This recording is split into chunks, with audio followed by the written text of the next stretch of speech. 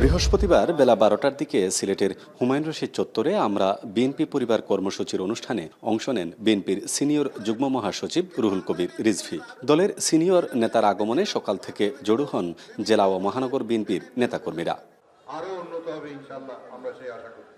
এ সময় প্রথমে এশিয়া কাপে দারুণ পারফরমেন্স ও কাপ বিজয়ী মৌলভীবাজার জেলার শেরপুর সরকার বাজারের তরুণ ক্রিকেটার ইকবাল হোসেন ইমনের পরিবারকে শুভেচ্ছা উপহার হিসেবে রুহুল কবির রিজভী দুটি অটোরিকশা হস্তান্তর করেন।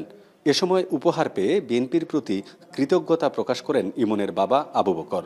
তার যে সরঞ্জামগুলা এগুলো আমি দিতে পারতাম না, মানুষের হচ্ছে সাহায্য আনতাম, সাহায্য এনে দিতাম, অনেক কষ্ট হইতো। তো মাশাআল্লাহ মোটামুটি এখন যে পর্যায়ে চলে গেছে। আপনারা সবার কাছে দোয়া চাই। আজকে সহযোগিতা পাইয়া অনেক খুশি, তারেক রহমানকে অনেক ধন্যবাদ জানাই, গরিবের পাশে দাঁড়াইছেন। এর আগে অনুষ্ঠানে প্রধান অতিথি হিসেবে বক্তব্য রাখেন বিএনপির সিনিয়র যুগ্ম মহাসচিব রুহুল কবির রিজভী।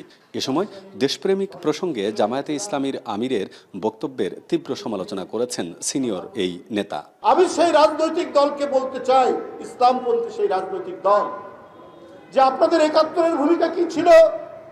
আপনারা কোন সেক্টরে যুদ্ধ করেছেন? আপনারা কোন সেক্টর কমান্ডারের আন্ডারে যুদ্ধ করেছেন? বাংলাদেশে কেউ দেশপ্রেমিক নেই, শুধু একটি রাজনৈতিক দল দেশপ্রেমিক। এই ধরনের বিভ্রান্তির আপনারা তৈরি করলে মানুষ হাসবে, মানুষ হাসি ছাড়া আর কিছু নেবে না। একই বক্তব্যে রুহুল কবির রিজভী বলেন, নতুন বছরের পাঠ্য বই ধন্যবাদ পাওয়ার যোগ্য, তবে আহ্বান জানান মুক্তিযুদ্ধে জিয়াউর রহমান সহ ৭১-এর যুদ্ধে অংশগ্রহণকারীদের সঠিক ইতিহাস তুলে ধরার।